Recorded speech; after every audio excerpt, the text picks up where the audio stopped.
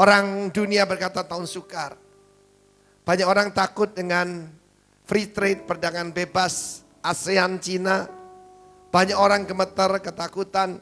Tapi anak Tuhan melihat kesempatan. Orang takut dengan perubahan cuaca. Justru sekarang dari daerah-daerah yang dingin, itu semua ikan-ikan lari ke Indonesia. Amin. Kita melihat beberapa hamba Tuhan, apa yang mereka katakan ini bukan ramalan. Tapi mengenali rencana Allah. Saya beri nama tahun ekspansi. Katakan ekspansi. Hamba Tuhan Pastor T.D. Jakes memberi nama lain. Dia mengatakan tahun ini adalah the year of double portion. Angkat 2 jari saudara. Double portion. Wow. Ya, porsi ganda. Lipat ganda. Karena 20 itu 10 kali 2. 10 dalam Alkitab selalu kegenapan. Amin. Selalu kegenapan. Tapi ini double. Wow. Luar biasa. Lalu kemudian Pastor Joseph Prince mengucapkan sesuatu yang sangat menarik sekali. The year of restful increase. Increase peningkatan tapi tanpa stres. Mau enggak saudaraku? Mau. Tanpa stres. Yang mau lambaikan tangan saudara. Orang dunia stres. Bangun tidur sudah stres. Amin. Masuk kantor stres. Menghadapi apa stres? Kita anak Tuhan joyful. Kita diberikan sukacita. Kita diberikan damai. Lalu hamba Tuhan Morris Cerullo. Morris Cerullo terbukti seorang nabi. Dan dia mengatakan tahun ini the year of nothing wanting. Tahun di mana kita tidak akan kekurangan apapun. Amin. Karena itu saudaraku, saya ingin membagikan pada saudara yaitu the power of rest. Wow. The power of rest. Tuhan Yesus datang berkata, "Hei, kamu yang letih lesu berbeban berat, datang kepadaku. Pikulah kuk yang kupasang. Kuku itu ringan, bebannya enak. Bebannya ringan, kuknya enak." Amin. Tidak seperti kuk agama. Tidak seperti yang diberikan oleh dunia. Jiwamu akan mendapatkan rest. Katakan rest. Amin. Saya percaya rest is for the best. Saudara adalah dijadikan dari yang hancur dijadikan the best daripada umat Tuhan. Amen, saudaraku. The year, the power of rest. Saya mengajak kita melihat Ulangan pasal 11. Dalam Ulangan pasal 11, saudara, saya melihat ada beberapa janji Tuhan yang luar biasa. Pertama-tama saya buat pernyataan dulu bahwa Kanaan itu, tanah perjanjian, is not heaven. Tanah perjanjian bukan sorga. Karena apa? Di sorga tidak ada raksasa. Di sorga tidak ada pertempuran. Di sorga tidak ada orang Kanaan, Hewi, Yebus, Feris. Sebagian besar umat Tuhan menantikan untuk pergi ke sorga. Amin. Tetapi Tuhan berkata, dia berdaun doa yang diajarkan kepada kita. Let your kingdom come. Now. Bukan nanti. On earth as it is in heaven. Di bumi seperti di sorga. Mari saudaraku kita lihat dalam Ulangan pasal 11. Mulai ayat 8 aja. 8 sampai dengan ayat 15. Ulangan 11 mulai ayat ke-8. Jadi kamu harus berpegang pada seluruh perintah yang kusampaikan kepadamu pada hari ini. Supaya kamu apa? Katakan kuat. Supaya kamu kuat. Untuk memasuki serta menduduki negeri. Kemana kamu pergi untuk mendudukinya? Bahasa Inggris berkata begini. Therefore you shall keep every commandment which I command you today, that you may be strong and go in and possess the land which you cross over to possess. Di mana engkau menyeberanginya, melintasinya untuk mendudukinya. Perkataan to possess adalah istilah militer. Amin. Umat Tuhan digambarkan sebagai tentara Allah. Kita memasuki, menduduki negeri. Saya akan tunjukkan nanti musuh-musuh kita ya. Ayat 9. Dan supaya lanjut umurmu. And that you may prolong your days in the land. Saudara, ada kabar baik. Bukan cuma diberi kekuatan, tapi umur kita akan dilanjutkan. Saudara, mestinya tahun lalu, hari ini saya tidak ada di sini sudah. Karena apa? Tahun lalu jantung saya buntu 90%. Tapi Tuhan berkata lanjut. Amin. Kalau Tuhan berkata lanjutkan, tidak ada yang bisa menghentikan. 2003 saya dideteksi kanker getah bening. Mestinya udah stop. Tapi Tuhan bilang bukan, koma. Sebab Tuhan yang melanjutkan. Suatu negeri yang berlimpah-limpah. Katakan berlimpah-limpah.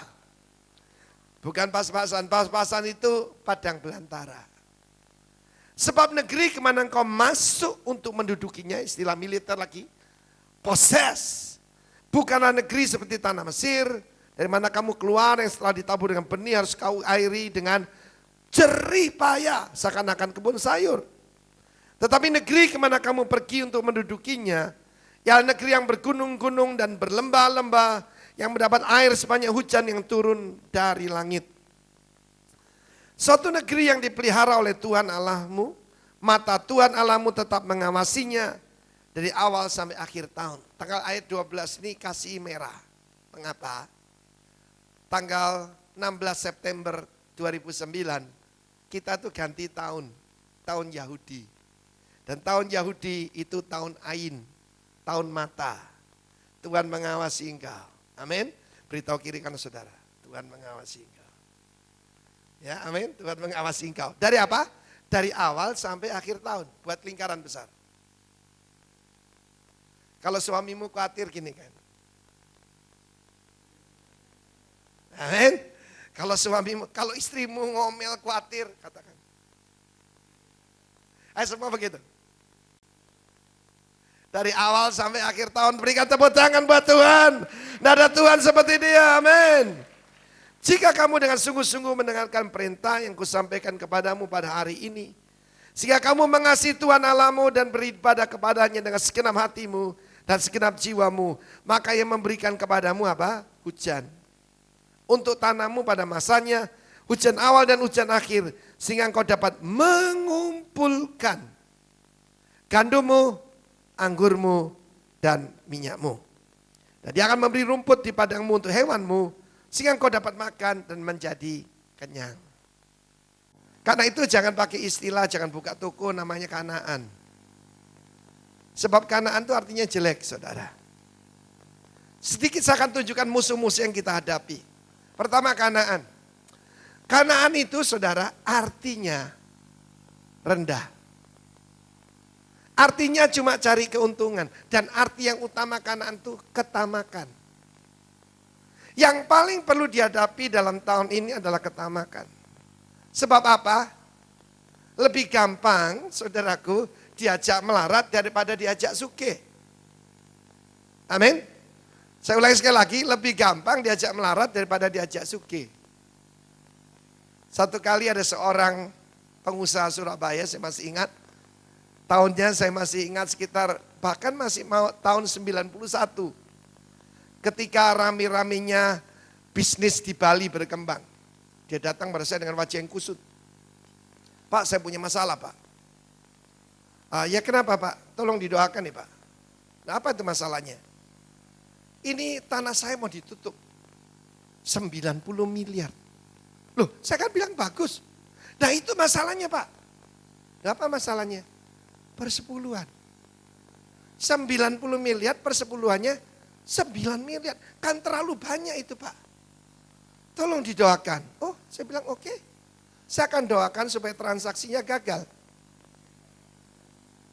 Sehingga kamu tidak merampok Tidak sesuai, tidak melanggar perintah Tuhan. Dia jengkel sama saya, saudara. Nah, saya serius. Kalau itu masalahmu, kalau kamu diberkati tidak kuat, ya gampang toh. Ya berdoa supaya dibatalkan. Dia diam lihat saya, saudaraku. Betul kan? Lebih gampang orang diajak melarat daripada diajak sugih.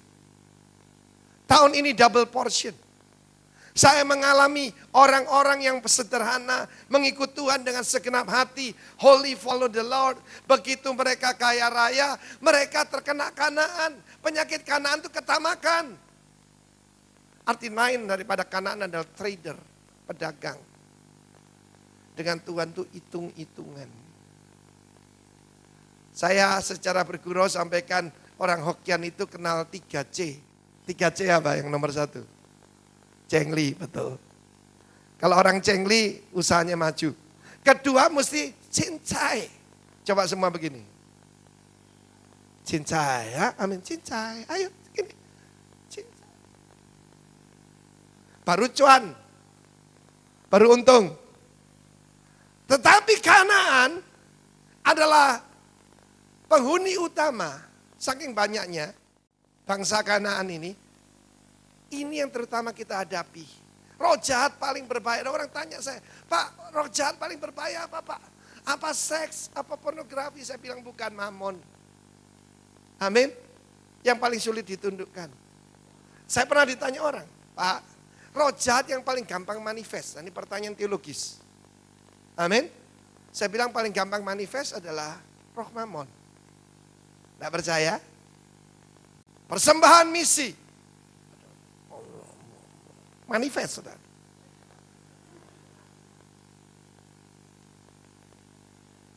Duit. Paling gampang manifest, lah. Iya kan? Lalu ada orang hate. Hate artinya ketakutan. Fear. Segala bentuk ketakutan tidak berasal daripada Tuhan. Dan itu harus dihadapi. Takut gagal. Takut masa depan. Firman Allah berkata, wanita yang bajik itu, yang kuat itu, tertawa tentang hari depan. Sebab hidupnya kan perlu sukacita. Betul enggak saudaraku? Coba punya istri, cantik, metotok terus. Medeni saudaraku. Lama-lama kayak mak lampir, ya kan? Haleluya. Lu kosmetik paling murah itu, paling efektif senyum. Enggak percaya? Coba saudara, tersenyum. Cantik. Istri saya tersenyum lebih cantik lagi. Itu kosmetik paling murah. Tapi ketakutan menghancurkan banyak orang. Tuhan berkata, aku tidak memberikan kepadamu ketakutan. Aku memberikan roh yang membangkitkan kasih, kekuatan, dan ketertiban. Di dalam kasih yang sempurna tidak ada ketakutan. Bangsa yang lain, bangsa Hewi. Bangsa Hewi ini, blessing that distract. Berkat yang mengalihkan perhatian. Berapa banyak saudara? Saya ketemu baru-baru ini ada seorang pengusaha. Pak, sudah janji sama saya. Penyerahan anak Pak, saya tunggu Bapak. Oke. Saya tunggu udah datang. Saya telepon. Di mana kamu? Oh Pak, saya lupa, saya golf Pak. Oh ya? Kamu mau serahkan anakmu, apa ngurusi bola cilik di kemplang kiri kanan? Blessing that distract. Dulu, waduh, kalau belum punya apa-apa, pagi Pak Saudara, oh haleluya, syikirallah Bapak Syanda. Baru punya duit sedikit. Blessing that distract. Saya mau beritahu, bahkan ada banyak orang setelah kaya menjadi musuhnya Tuhan. Roh independen. Untuk independen itu ada 3. Yang pertama, itu pengetahuan. Banyak orang setelah merasa diri pandai jadi berubah. Yang kedua, yang bisa membuat orang itu independen adalah agama. Agama itu ya bahaya. Agama itu peraturan yang mengira bahwa itu mendekatkan diri pada Tuhan. Satu hari saya diundang pelayanan di daerah Sumatera, saya tidak usah sebut daerahnya mana. Waduh, disiapkan KKR besar saya yang bicara. Tapi ketika berkenalan dengan saya di Medan, Bapak itu wajahnya kok enggak murung gitu lihat saya. Belakangan saya tahu anaknya yang cerita. Pak, bapak saya itu khotbahnya cuma satu. Perempuan dilarang pakai celana panjang. Dan istri bapak pakai celana panjang. Itu adalah kejijikan di hadapan Tuhan. Karena pria tidak boleh memakai pakaian wanita. Dan wanita tidak boleh memakai pakaian pria. Loh, itu pakaiannya bukan pakaian pria kok. Ya tapi pokoknya bapak saya itu doa puasa. Supaya Pak Arifin datang sendirian, istrinya enggak ikut. Ya kebetulan memang istri saya enggak ikut waktu saya pergi ke sana. Saudara, lalu saya guyon sama anaknya, lah bagaimana kalau ada hamba Tuhan diurapi, tapi pakai rok span, bagaimana? Tuhan Yesus pakai jubah, itu kan rok span. Itu namanya agama. Ada lagi yang bisa membuat orang jauh daripada Tuhan, itu namanya kekayaan. Ada seorang kaya, hartanya berlimpah-limpah. Tanahnya menghasilkan luar biasa. Lalu dia berkata pada dirinya sendiri. Berkata pada dirinya itu terjemahan lain berkata, he pray to himself. Dia berdoa kepada dirinya sendiri. Hei jiwaku, tenang hei jiwaku. Ada padamu banyak barang. Bertimbun-timbun itu bertahun-tahun lamanya 7 keturunan tidak habis saya tambahin. Amin. Apa yang aku perbuat ini tidak tahu Tuhan, apa yang harus aku perbuat. Apa yang aku perbuat, aku tahu yang aku perbuat. Lalu dia bilang begini, aku memperluas gudang-gudangku. Memperluas lumbung-lumbungku. Dan aku akan menimbun lebih banyak barang. Lalu ada suara dari surga. Hai bodoh, malam ini kau check out. Saya ternyata tahu orang kaya itu namanya bodoh. Hati-hati. Yang terakhir Yebus yang sering kita dengar, yang menguasai Yerusalem. Yerusalem itu dulu kota Yebus namanya. Yerusalem kota damai. Kenapa tidak ada kota damai dalam keluarga kita? Yebus artinya trodden down, diinjak-injak, direndahkan. Dunia akan mencoba merendahkan saudara. Mungkin dia memakai mulut mertuamu merendahkan engkau. Mungkin dia memakai mulut bosmu. Mungkin dia memakai mulut suamimu. Hati-hati, itu bukan mereka. Itu Yebus yang mencoba menyerang kau. Tetapi firman Allah berkata, engkau akan kubuat kuat. Haleluya. Kabar baiknya engkau kubuat kuat dan lanjut umurmu di negeri. Kenapa harus lanjut umur? Untuk menikmati. Loh, kesehatan perlu. Ya, kesehatan itu perlu. Satu kali ada seorang anak kecil. Dia marah-marah pada ibunya gara-gara Natal tidak diberikan sepatu baru. Aku malu, aku tidak mau ke gereja. Dia pergi, saudara. Ketika dia sedang jengkel dan dia dekat dengan toko sepatu di mana dia kepingin ada sepatu Nike baru yang ibunya tidak mau belikan. Ibunya berkata, aku tidak punya duit. Dia lihat orang naik mobil limosin. Tahu limosin? Yang panjang itu. Tapi ketika bapak itu turun, dia tidak punya kaki. Kakinya diamputasi. Dinaikkan kursi roda. Anak ini pulang. Dia minta ampun sama maminya. Mami, udahlah mami, aku tidak punya sepatu baru. Tapi aku masih punya kaki. Amin, saudaraku. Nah, saudara, Tuhan berkata, I will make you strong. That you will cross over. Saudaraku, tahun 20 tahun yang lalu saya cross over. Dari Surabaya ke Bali. Dan sejak itu saya menyeberang beberapa perbatasan. Dan Tuhan berjanji kepada yang cross over akan diberikan kuasa untuk menduduki. Dan akan diberikan kesehatan.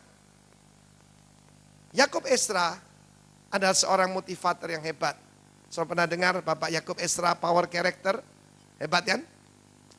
Dan dia berkata begini, dia pernah dikontrak oleh satu perusahaan kosmetik. Sebetulnya bukan kosmetik biasa tapi anti-aging. Menghentikan penuaan. Jadi kalau di program dikasih obat itu umurnya mandek saudaraku. Ya. Kelihatan penuh vitalitas. Nah saudara, cuma perusahaan itu berkata begini.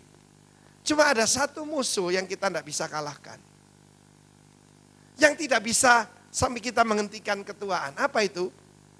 Stres. Kalau orang stres, ya saudaraku, ya obat apapun tidak bisa. Kalau saya dengan istri pergi kemana-mana, pertanyaan orang itu mesti gini, loh kok masih sama? Seperti 20 tahun yang lalu. Betul saudaraku, berapa banyak jemaat sini tahu? Kami berdua selalu diberi Tuhan kesegaran, vitalitas, amin. Istri saya bilang, semua orang udah ngantuk loh tadi siang, kamu masih tetap semangat. Nah itulah kekuatan yang daripada Tuhan. Tepuk tangan bagi Allah kita. Wow. Nah saya mau bagi rahasianya pada saudara. Saya beri nama the power of rest. Number one, rest in his promises. Beristirahat di dalam janjinya. Berapa harga sebuah janji? Berapa nilai sebuah janji?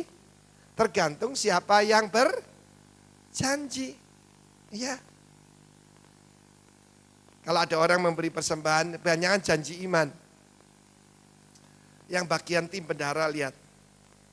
Kalau yang ini pasti memenuhi. Dia ini Mr. Cash. Kalau yang ini coba dikasih tanda dulu. Sebab janji yang dulu belum ditepati. Amin. Kalau yang ini janji tapi ya memenuhi tapi molor. Dia adalah Mr. Molor. Yang satu Mr. Cash, satu Mr. Molor. Kalau ini Mr. G. What is G? G itu ngedabrus. You know ngedabrus? Waduh, enggak ada bahasa yang lebih tepat dari ngedabrus. Itu, no action talk only. Tetapi Tuhan kita adalah Allah yang berjanji dan menepatinya. Dia tak pernah gagal karena dia Allah. Dia tak pernah lalai. Dia jamin firman-Nya. Amin saudaraku, dia jamin firman-Nya. Rest in his promises. Dia berkata, aku menurunkan hujan pada masanya. Percaya. Dia berkata bahwa dia akan memberikan kekuatan pada kita untuk menduduki tanah perjanjian. Kita katakan amin. Setiap kali ada firman Tuhan katakan amin. Cuma ada satu manusia di dunia ini ngomongnya amin di depan. Semua manusia ngomong amin di belakang. Ada satu manusia ngomongnya amin di depan 2 kali lagi. Amin, amin. Dialah Tuhan Yesus Kristus. Kalau dia berkata aku datang pasti datang. Amin. Lu ada loh keluarga family molor suka telat sekali. Ada. It's a Mr. Molor ada. Mr. Cash ada. Mr. G apa? Gedabrus yono. Tetapi Tuhan kita kalau dia berjanji dia menepati. Dia berkata tanah perjanjian yang kujanjikan. Kalau Tuhan tidak janji jangan klaim saudara. Jangan harapkan. Yang kujanjikan pada nenek moyangmu. Yaitu Abraham, Ishak dan Yakub. Untuk engkau mendudukinya.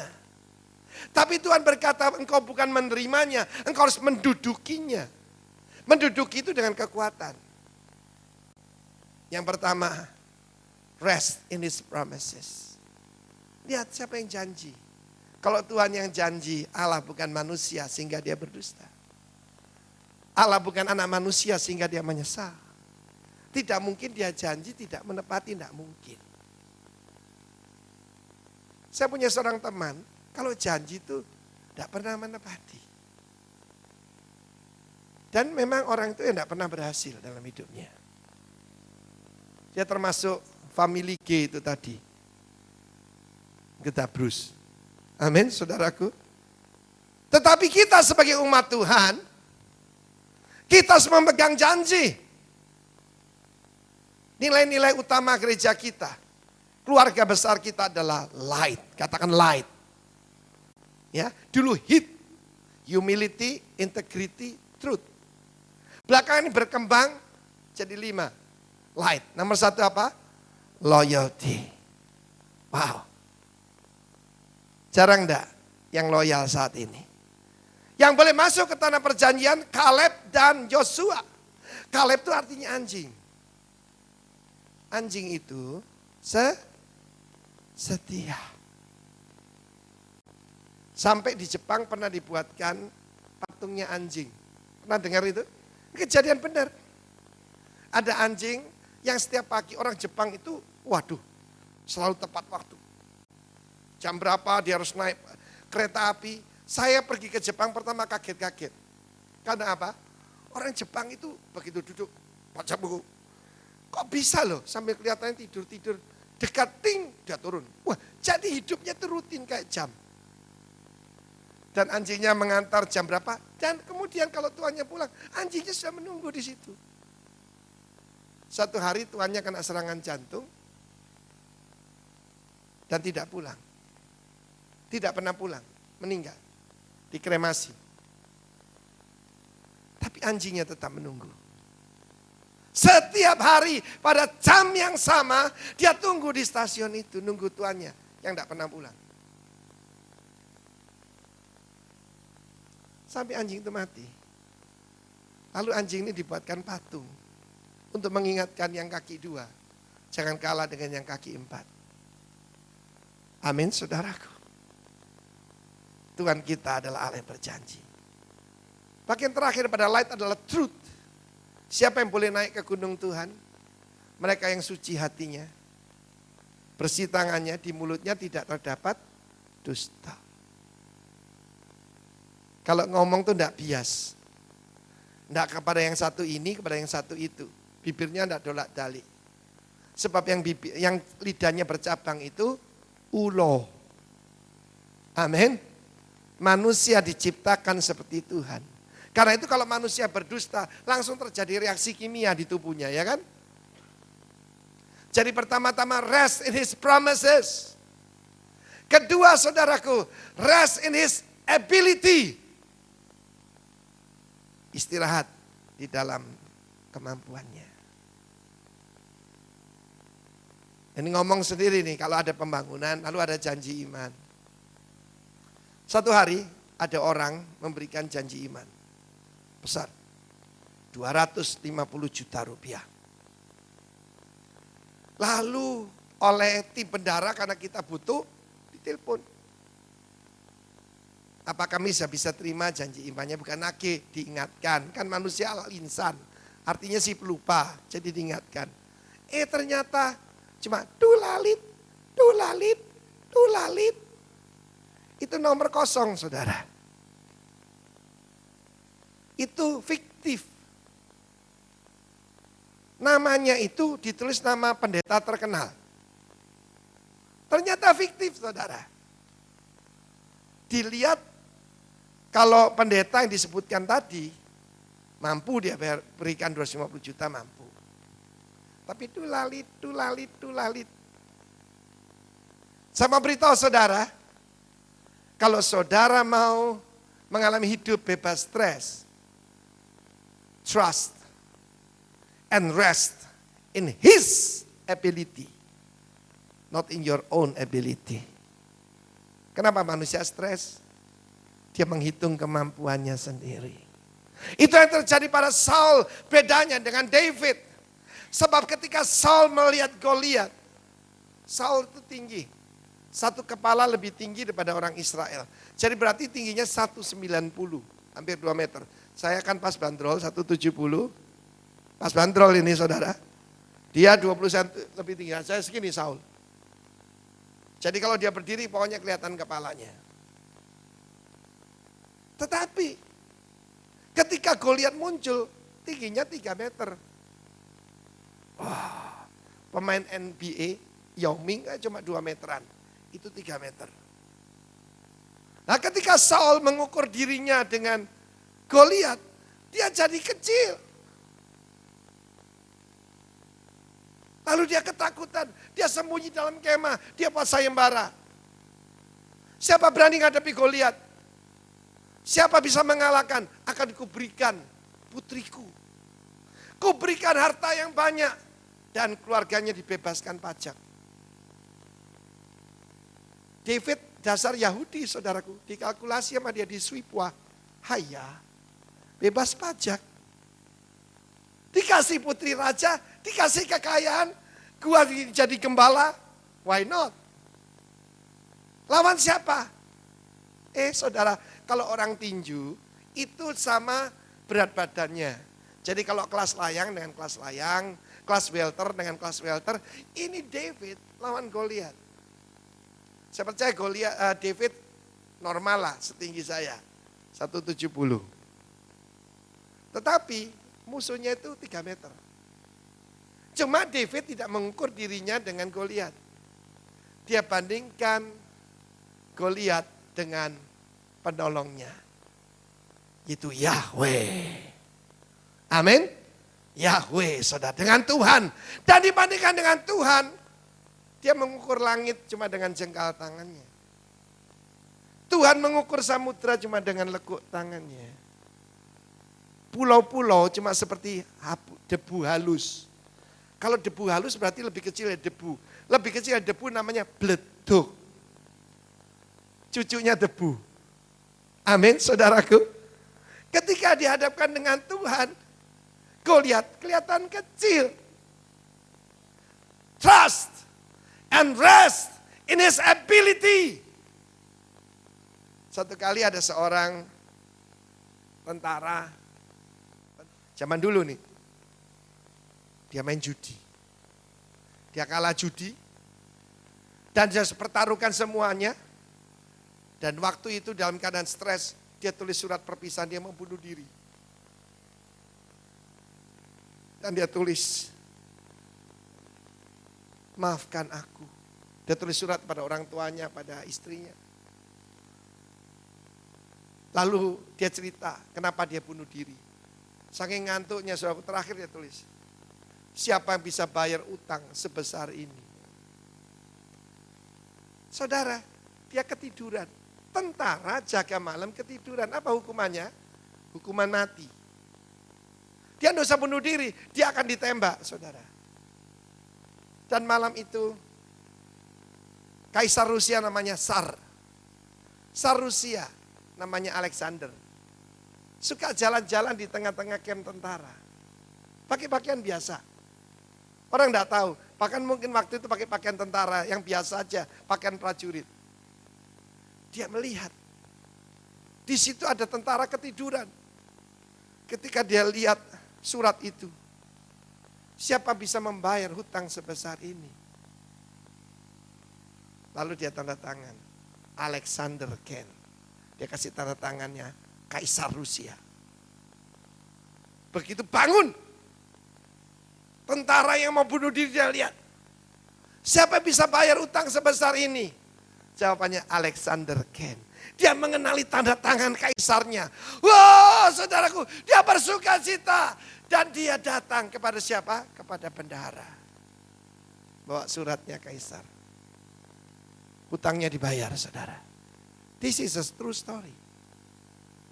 Ini cerita yang sebenarnya.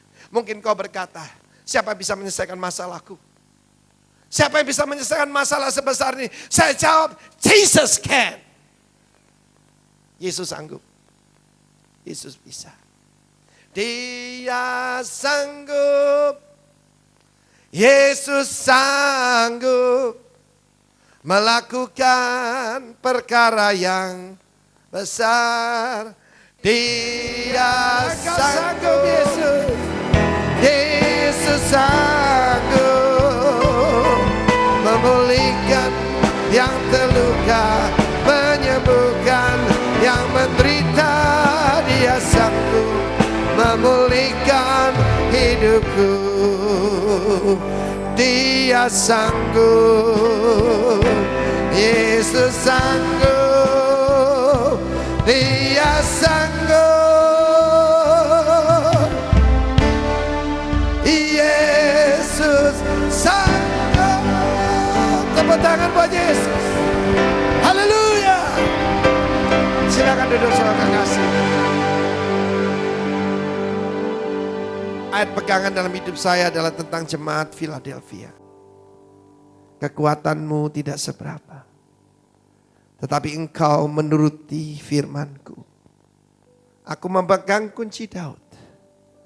Apabila aku membuka, tidak ada yang dapat menutup. Dan kalau aku menutup, tidak ada yang dapat membuka. Saya renungkan akhir tahun yang lalu bulan Desember.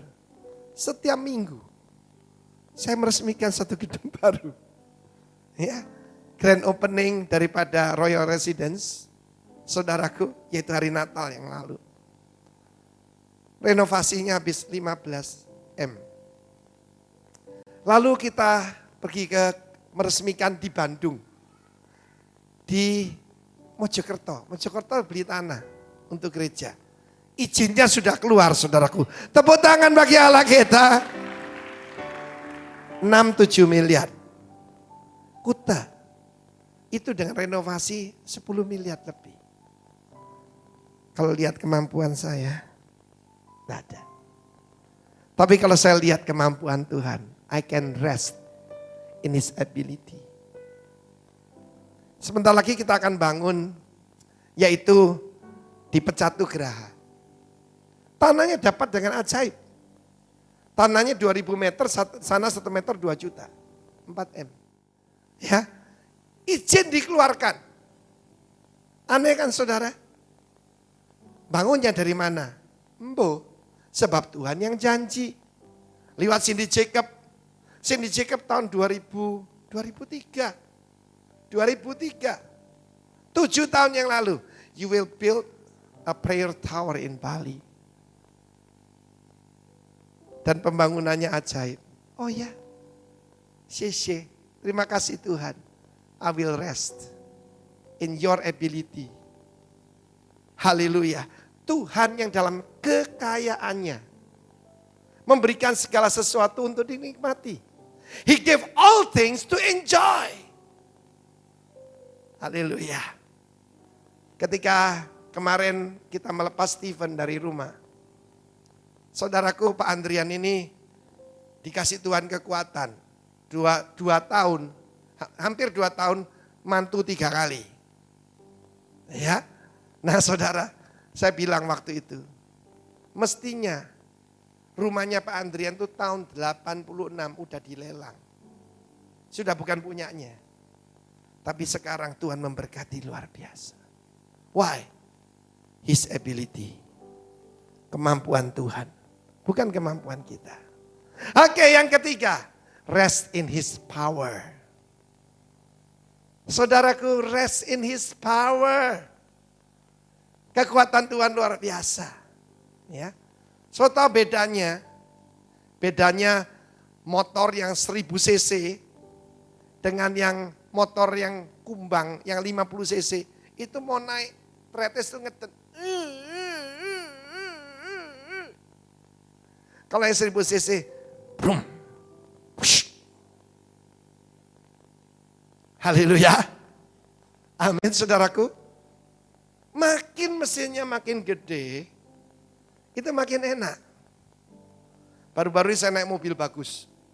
Mazda CX-9. 3.500 cc. Kalau jalan cuma ditutul gini. Maktul. Azus. Nah, nggak pakai gitu saudara. Saudara tahu tentang power steering? Power steering wanita bisa mengendarai SUV yang besar cuma dengan jari satu. Power steering.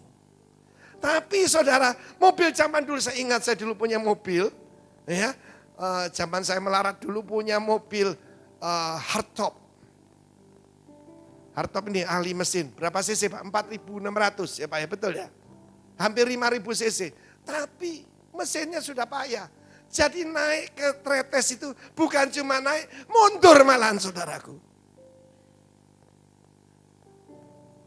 Nafsu besar, tenaga kurang. Dan kalau nyetir ada saudara itu truk saudara. Jadi kalau tangannya keluar.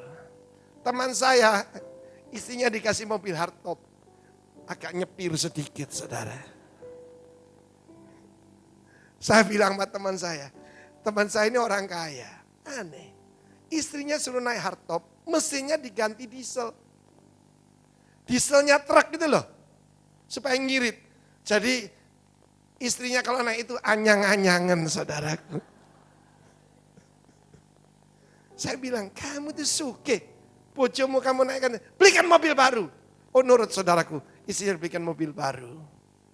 Sekarang power steering, jadi tidak keringetan, cuma gini aja.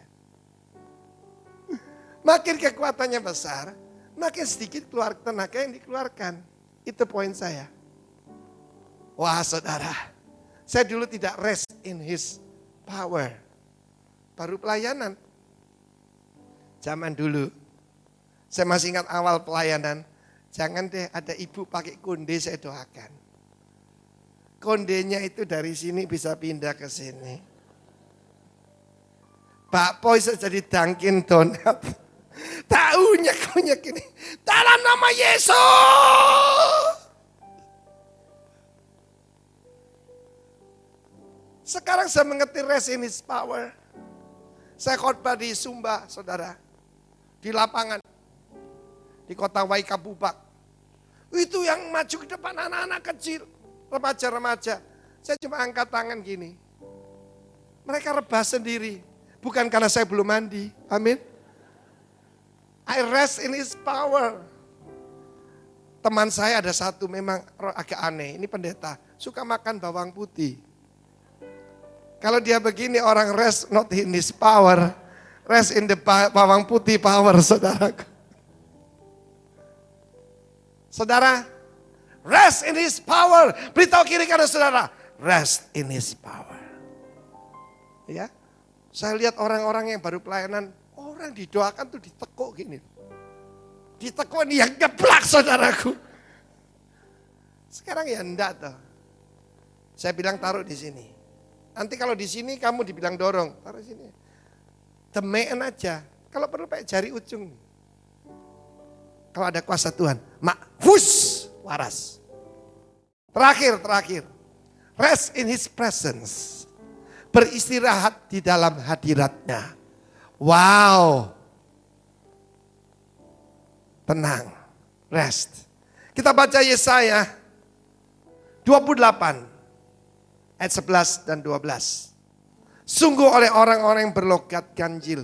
For with stammering lips. Bibir yang bergemetar. And another tongue dengan bahasa lain. He will speak to these people. Dia akan berbicara, Tuhan berbicara pada bangsa ini. Ayat 12. To whom he said.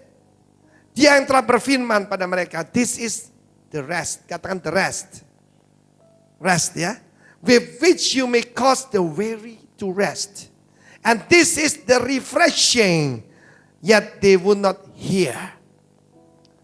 Saudara percaya bahwa Tuhan itu tidak pernah capek? Bayangkan menciptakan alam semesta. Uratnya keluar enggak? Enggak keluar, enggak ngotot belas. Firman Tuhan berkata, dia juga membuat bintang-bintang. Gugusan galaksi yang terdekat 2,5 juta tahun cahaya. Bukan kilometer loh. 2,5 juta tahun cahaya. 1 detik cahaya kecepatannya 300.000 kilometer. 1 detik. 1 detik 300.000 kilometer. Ini 2,5 juta tahun cahaya. Ada yang 31 juta tahun cahaya. Dan ada sudah bermiliar-miliar bahkan saudaraku bertriliun-triliun planet. Bumi ini kecil sekali. Dan masalahnya kita ada di situ. Tapi Tuhan menciptakan bumi luar biasa. Kalau kita terlalu dekat dengan matahari kita gosong. Terlalu jauh kita beku. Amin. Tapi dia cuma menciptakan dan perkataan. Saudaraku firman Allah berkata dia menciptakan langit dengan perkataannya. Dan tentara langit yaitu bintang-bintang dengan hembusan nafasnya. Cuma gitu aja, coba semua gini. Keluar keringat? Enggak saudara. Menciptakan langit cuma luar biasa. Tapi dia memilih mengajar pada kita tentang refreshing dan rest. Ini yang ditinggalkan. Karena itu kalau kita ajak untuk menyembah Tuhan dengan bahasa yang baru. Dengan bahasa roh. Saudara tenggelam di dalam sungainya Tuhan. Kau pulang dikuatkan. Amin. Saya kalau capek gampang. Saya berlutut atau saya menyembah. Saudaraku luar biasa. Kekuatannya luar biasa. Amin saudaraku. This is the rest. This is the refreshing. Dengan bibir yang gemetar. Dengan logat asing. Kalau ada saudara yang belum dipenuhi Roh Kudus. Minta oleh Tuhan. Karena itu bahasa doa. Ketika kita berdoa atau kita menyanyi. Dengan karunia lidah, dengan bahasa roh.